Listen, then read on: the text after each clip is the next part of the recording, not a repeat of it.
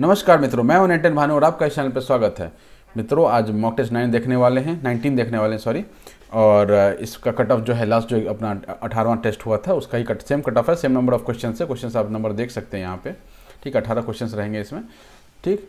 और अपने को ईमानदारी से अटेम्प्ट करना है और आंसर देख के फिर अपना मार्क्स बताना है, ठीक है। आगे बढ़ने से पहले एक रिक्वेस्ट, लाइक सब्सक्राइब और शेयर करें, और जो पहली बार आए हैं वो प्लीज़ सब्सक्राइब करें और दोस्तों को भी बताएं कि ऐसा कुछ चल रहा है यहाँ पर। चलते आगे बढ़ते हैं, टेस्ट देखिए। ऑल द बेस्ट, ठीक है। 1 2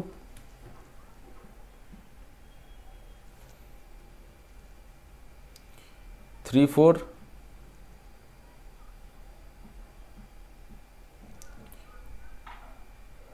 5 6 7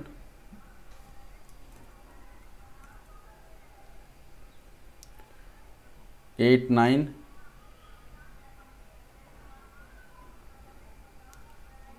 10 11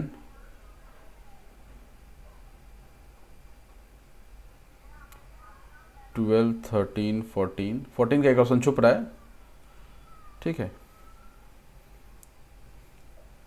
अंडरस्टूड ऑप्शन है वो। 15 16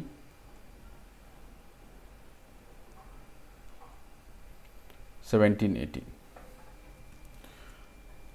तो उम्मीद है आप सबने टेस्ट देख लिया है और टेस्ट ईमानदारी से लगाया होगा, राइट। अभी हम लोग आंसर पर मूव ऑन करते हैं।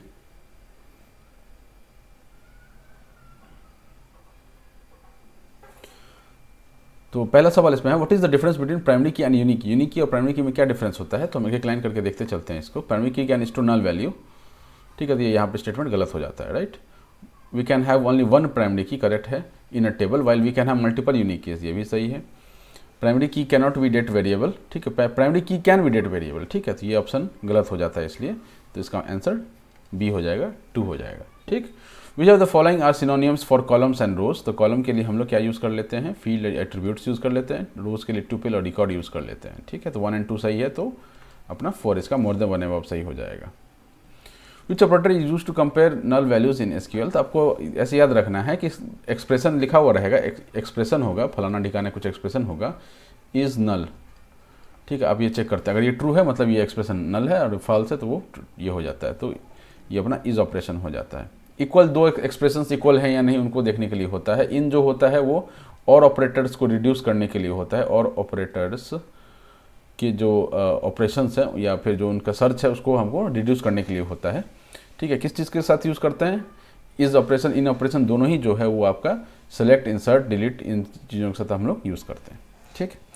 Which of the following statement is correct regarding the difference between truncate, delete and drop command, ठीक है। तो delete operation can be rolled back, correct है। Truncate and drop operation can not be rolled back, correct है। Delete is a DML statement, well as truncate and drop are DDL statements. तो ये वाला तो हम लोग देख चुके हैं, तो तीनों ही सही है, इसका आंसर डी हो जाता है, तीनों ही सही है, ठीक है ना। Which of the following options are correct regarding these 3 keys, primary key, super key and candidate key in a database, ठीक है। तो minimal super key is a candidate key, ये करेक्ट है। सुपर की जो है मतलब सुपर सेट होता है और उसका जो सबसेट होता है दैट इज द कैंडिडेट की। तो minimal super key is a candidate की। Only one candidate can be a primary की, ठीक है। जितने भी कैंडिडेट की होते हैं वो यूनिकली आइडेंटिफाई करते हैं रिकॉर्ड्स को या फिर रोज को, ठीक है। तो उसमें एक किसी को हम लोग प्राइमरी की मान के चलते हैं। All super keys can be candidate की, ठीक है। तभी से बोल दिया ना कि मिनिमल सुपर की जो है उसको हम लोग कैंडिडेट की बोलते हैं, तो ऑल सुपर की वाला ऑप्शन जो है ये गलत हो जाता है, ठीक है। ऑल्दो आप अगर पहला 2 बोल दिए हैं तो इसका 4 ऑप्शन हो जाता है। तीसरा अगर नहीं भी पता है तो भी आप क्वेश्चन आपसे ये हो जाना चाहिए था, है ना। 2 सही हो गए मतलब काम हो गया ना, तीसरा देखना ही नहीं है, सीधा उम्र दे बना हुआ मारिए, आगे बढ़िए। When the wild card in a where clause is useful, ठीक है। कब हमारा वाइल्ड कार्ड जो है वेयर क्लॉज में यूजफुल होता है, ऐसा पूछा है। तो जब हमारे पास ना एग्जैक्ट मैचेस पॉसिबल नहीं होते हैं। अब हमको नहीं पता है कि भाई उसका नाम क्या था लेकिन उसका नाम ए से था, ये मेरे को याद है, तो हम क्या करेंगे, ठीक है, लाइक ए परसेंटेज लिख देंगे। जितने भी ऐसे नाम होंगे सारे निकल के आ जाएंगे, ठीक है। तो exact match is not possible, तभी हम लोग सिलेक्ट स्टेटमेंट में यूज कर लेते हैं किसको, वाइल्ड कार्ड को। Dash is not a type of constant in SQL language. कौन से इसमें एसक्यूएल लैंग्वेज में कॉन्स्टेंट नहीं है, तो प्राइमरी के तो पहला ही सबसे इंपॉर्टेंट कॉन्स्टेंट हो जाता है, फॉरेन की भी कॉन्स्टेंट है, ठीक। ऑल्टरनेट की आर नॉट कॉन्स्टेंट्स, ठीक है। Find the cities name with conditions and temperature. तो अपने को क्या पता करना है, सिटीज़ कंडीशंस एंड टेम्परेचर, ये तीन चीज़ अपने को पता करना है फ्रॉम टेबल वेदर, ठीक है। तो सेलेक्ट दिस 3 फ्रॉम वेदर, ठीक है। तो तीनों में मेरे ख्याल से सेम ही लिखे हुए हैं, है ना, हाँ। Where condition equal to Sunny, एक और आपको को ध्यान रखना है, कंडीशन इक्वल टू सनी होगा या फिर क्लाउडी होगा, और में एंड, ये बट लगा दिया मतलब एंड हो गया, ये एंड ऑपरेशन हो गया। ये temperature should be greater than 60 तक भी किस में है, तो यहाँ पर और लिखा है, यहाँ भी और लिखा है, यहाँ एंड लिखा, यहाँ और लिखा है, हाँ यहाँ भी और लिखा। तो इसको भी वेरीफाई करना पड़ेगा ना कि यहाँ और है नहीं, अगर नहीं होता तो फिर अपने पास बीपीएससी का मतलब फेवरेट जो ऑप्शन है नन ऑफ द अबव, वो तो रहता ही है हमेशा, राइट। तो इसका आंसर 3 हो जाएगा। Which of the following statement is correct to display all the cities with the condition temperature and humidity whose humidity is in the range of 60 to 75 from weather table? 60 to 75,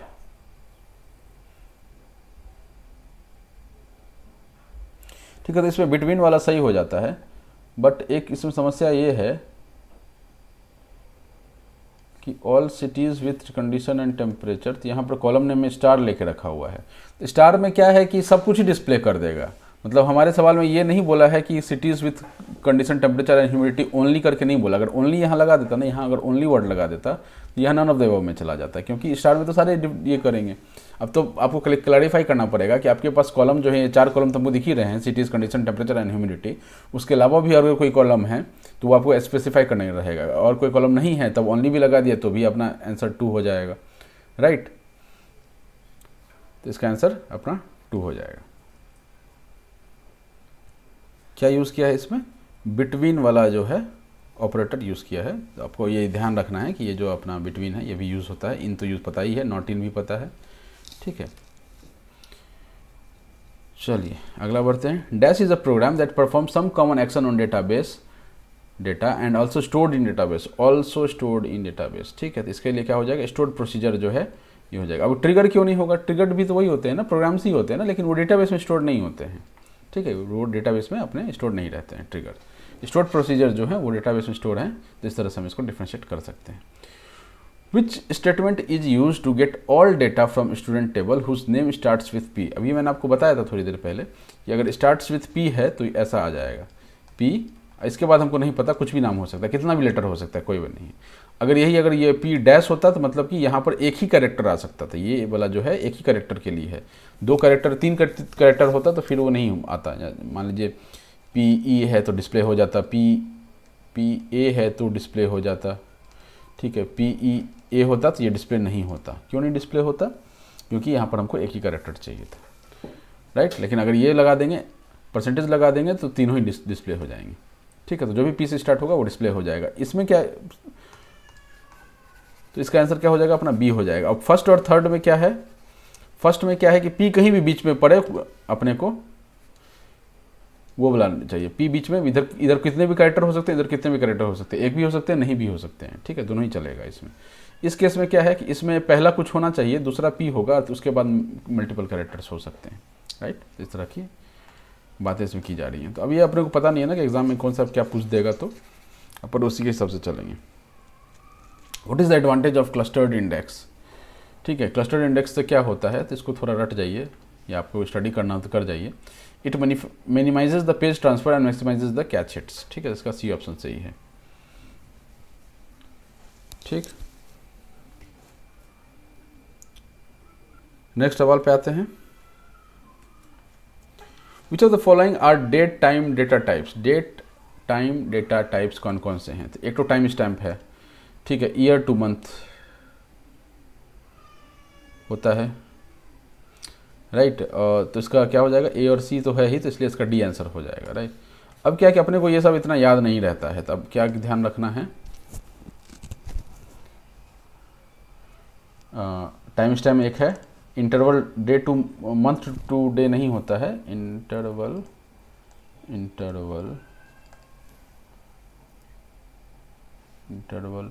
day two seconds होता है, day two seconds होता है,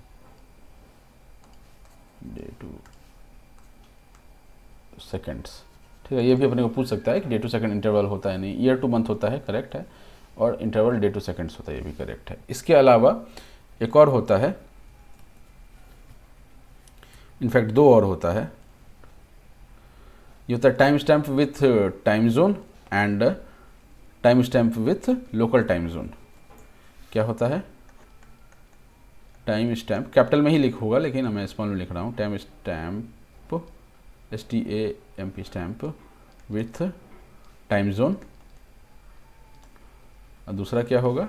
time stamp with local time zone. ठीक है, ये सारे ही आपके accepted होते हैं। ठीक है, 1, 3, ये वाला और ये वाला, 3 बना, कितने हो गए? 5 हो गए। अपने को ये पाँचों अपने को ध्यान रखने हैं। चलिए आगे बढ़ें।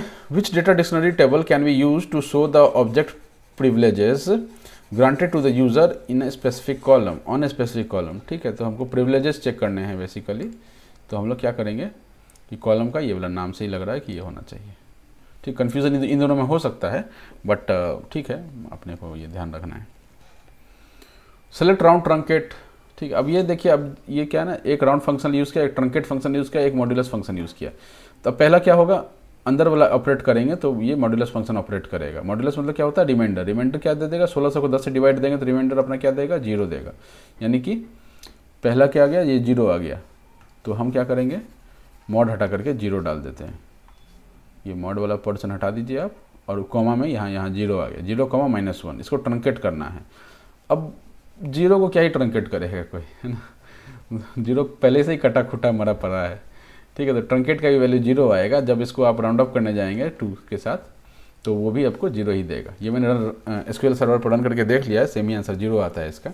ठीक है, 0.00 या कुछ उस टाइप का नहीं आता है, सीधा ही इसका ये आ जाता है। क्योंकि 0 हो गया तो उसके बाद उसको मतलब ज़्यादा कुछ कर नहीं सकते। What is the need for our query to execute successfully on an existing view. ठीक है, तो एग्जिस्टिंग व्यू पर हम अगर एग्जीक्यूट करना चाहते हैं तो हमारे पास must have select privilege on the views. ठीक है, सेलेक्ट प्रिविलेज होना चाहिए।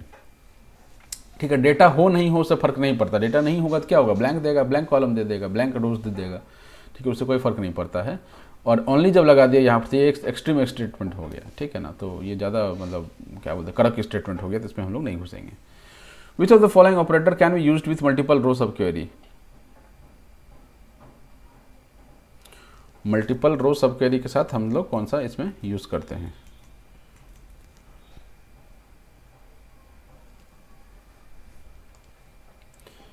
तो इसका क्या हो जाएगा अपना ऑप्शन 3 हो जाएगा, नॉट इन हो जाएगा। बिटवीन ये जो है, ये और ये एक ये ऑपरेटर जो है वो सिंगल रो सब क्वेरी के लिए यूज़ करते हैं। ये तीनों जो है सिंगल रो सब क्वेरी के लिए यूज़ करते हैं। सिंगल रो सब क्वेरी के लिए यूज़ करते हैं। ठीक है, मल्टीपल रो के लिए क्या यूज़ करते हैं? ये वाला नॉट इन यूज़ करते हैं। ठीक है, आखिरी सवाल पे आते हैं। Dash is a constraint that can be defined only at the column level. अभी कॉलम लेवल पे ही सिर्फ डिफाइन करना, ओनली एट कॉलम लेवल बोला है, तो कॉलम लेवल पर ओनली कौन सा होता है? नॉट नल का चेक होता है। ठीक है, अगर कोई प्राइमरी की है तो उसमें ऑब्वियसली हम कॉलम लेवल पर नॉट नल का चेक लगा देते हैं, क्योंकि यहाँ ये वैल्यू नल नहीं हो सकता है। तो इसका ऑप्शन अपना बी हो जाएगा। ठीक है, तो अपने मार्क्स लिखिए और एक आध टॉपिक बताइए। मतलब मैं सोच रहा था नेटवर्किंग वाला पार्ट हमने अभी तक थोड़ा कम टच किया है, एज इन उसका जो वो 7 लेवल होता है, 5 लेवल होता है। ठीक है, तो अगर आप जो भी टॉपिक चाहते हैं वो आप सजेस्ट कर सकते हैं। बाकी मुझे जैसा जो समझ में आएगा मैं करवाते चलूँगा। बाकी BPSC का एग्ज़ाम होने से पहले मोटा मोटी हम लोग कोशिश करेंगे कि सारा कुछ देख जाएँ। राइट, तो इसी के साथ गुड नोट पे ख़त्म करते हैं। Tata, all the best, thank you.